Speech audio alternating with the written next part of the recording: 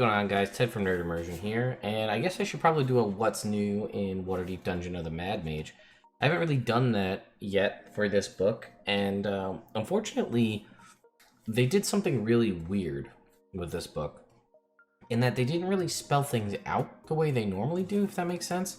So, if you're unfamiliar with this, this is basically the sequel companion, because it's Waterdeep Dungeon of the Mad Mage, and the previous book was Waterdeep Dragon Heist. So this basically, Waterdeep Dragon Heist will take you from 1 to 5 and kind of set you up and establish your characters in the city of Waterdeep.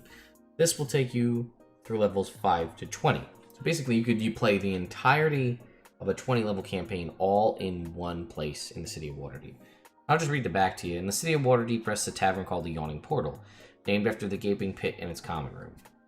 At the bottom of this crumbling shaft is a labyrinthine dungeon shunned by all but the most daring adventurers. Known as Undermountain, this dungeon is the domain of the mad wizard Halaster Blackcloak. Long as the Mad Mage dwelt in these forlorn depths, seeding his lair with monsters, traps, and mysteries. To what end? The question is a constant source of speculation and concern. This adventure picks up where Waterdeep Dragon Heist leaves off, taking characters at 5th level or higher all the way to 20th level should they explore the entirety of Halaster's home. 23 levels of Undermountain are explained herein, along with the subterranean refuge of Skullport. Treasures and secrets abound, but tread carefully. So that's the kind of spiel of the book.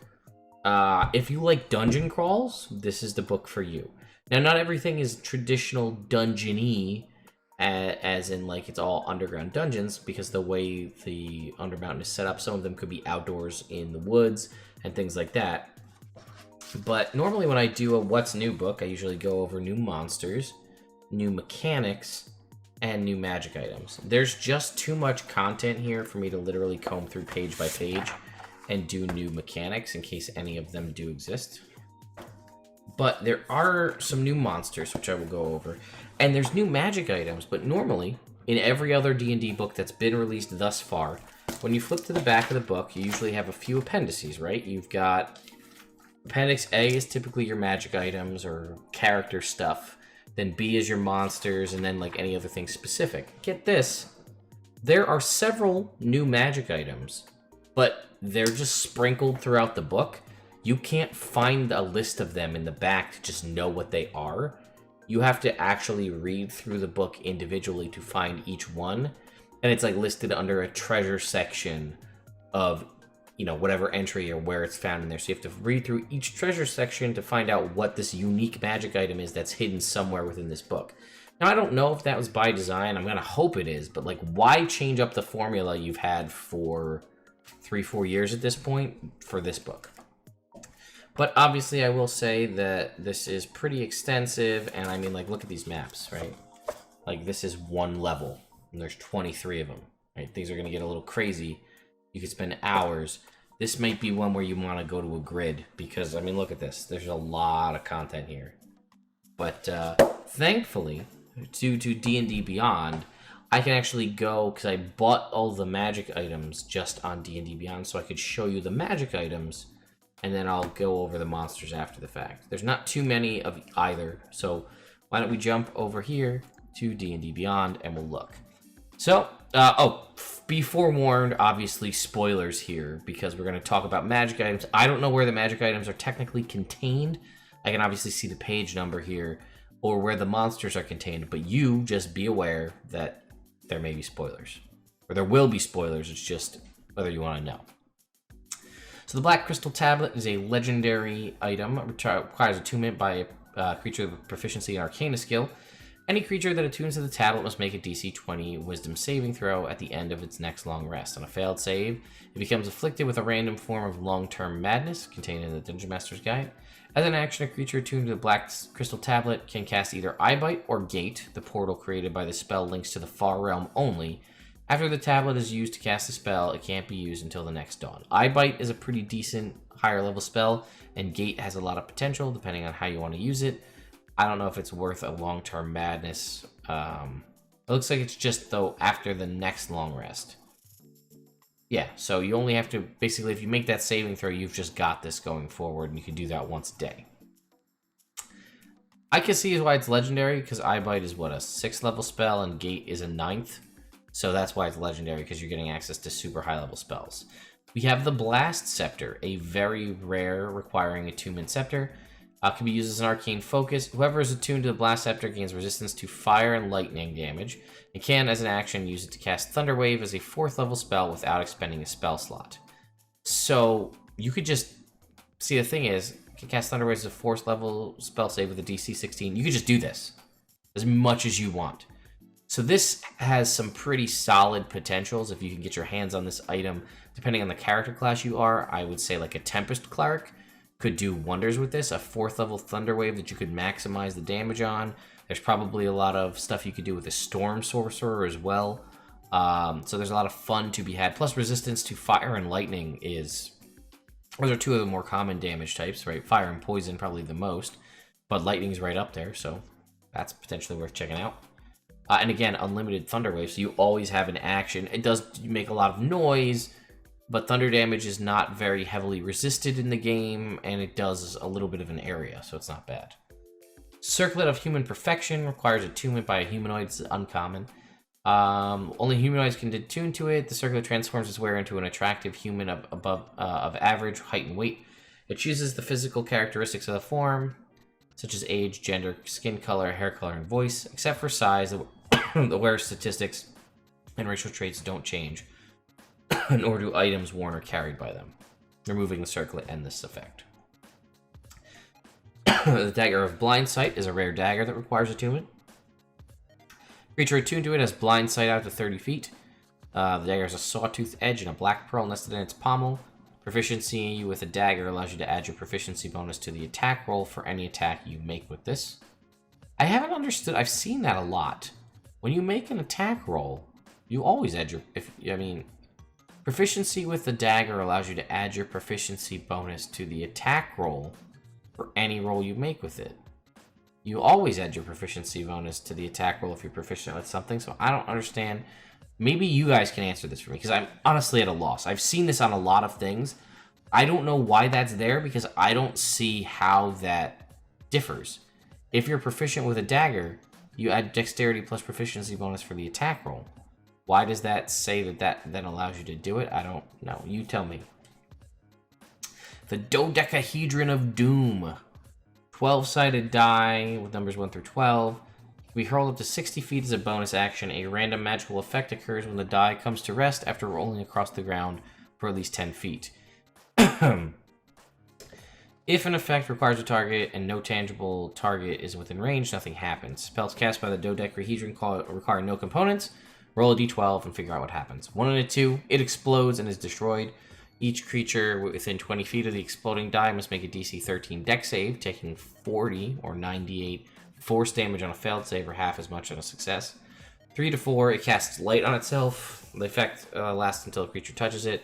5 and 6, casts Ray of Frost with a +5 to hit, targeting a random creature within 60 feet that doesn't have total cover. 7 to 8, it casts Shocking Grasp with a +5 to hit a creature, next creature that touches it. Darkness on itself for a duration of 10 minutes, or the next creature to touch the dodecahedron gains 1d10 temporary hit points that last for 1 hour. That's okay. I feel like it's a pretty good thing you could do, or a concept that you could use for people who really love random things like Wild Magic Surge. This gives them an item that kind of maybe scratches that itch, but isn't too overpowered. I don't know. I think I'd have to homebrew a version of this, but I like the idea. Helm of the Scavenger requires help attunement by a spellcaster. Let's see. When no creature... Following properties of the helm come into play even when no creature is attuned to it. When placed aboard a vessel weighing between 1 and 100 tons, the helm generates an envelope of fresh air around the ship while it is in the void of space, but not underwater. The envelope extends out from the edges of the hull in all directions for a distance equal in length to the vessel's beam, so the creatures aboard and near the ship can breathe normally in space. Just 70 degrees Fahrenheit. When placed aboard a vessel weighing between 100 tons, the helm generates an artificial gravity field within the ship, even in the void of space. Creatures and objects that fall overboard bob in a gravity plane that extends out from the main deck, or distance equal to the ship. Sensation of being attuned to the helm is akin to being immersed in warm water. While attuned to the helm, you gain the following benefits while you sit in it. You can use the helm to propel the vessel across or through water and other liquids at a maximum speed in miles per hour equal to your highest level unexpended spell slot.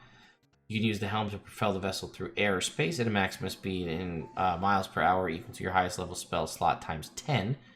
Provided you have at least one unexpended spell slot, you can steer the vessel, albeit in a somewhat clumsy fashion, in much the same way that oars or a rudder can maneuver a seafaring ship.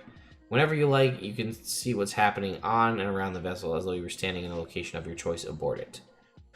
While tuned to the helm, you cannot expend your own spell slots. It's a pretty big drawback.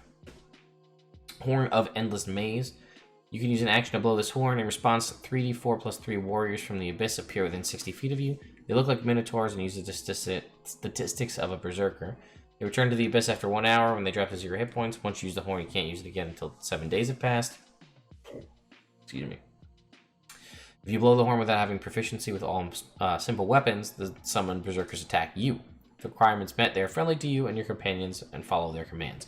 So it's like a Horn of Valhalla, but not with some specific stuff to it. Horned Ring allows an attuned wearer to ignore Undermountain's magical restrictions. That's a specific thing to the campaign. Orb of Gonging. This is a common magic item. A hollow 5-inch diameter orb that weighs 5 pounds. Its outer shell is composed of notched bronze rings, which can be turned so that the notches line up. One of the notches requires an action, and doing so causes the orb to gong loudly until the notches are no longer aligned. The sounds are spaced 6 seconds apart and can be heard out to a range of 600 feet. Professor Orb. This is a rare one. Each Professor Orb takes the form of a small, smooth, solid 5-pound sphere of smoky gray quartz about the size of a grapefruit. Close examination reveals 2 or more pinpricks of silver light deep inside the sphere. As sentient, it has the personality of a scholar. Its alignment is determined by rolling the alignment table in the Sentient Magic Items chapter in the DMG. Regardless of its disposition, the orb has an intelligence of 18 and a wisdom and charisma scores determined by rolling 3d6. The orb speaks, reads, and understands 4 languages. You can and can see and hear out to a range of 60 feet. Unlike most sentient items, the orb has no will of its own and can't initiate a conflict with a creature in possession of it. The Professor Orb has extensive knowledge of 4 narrow academic subjects.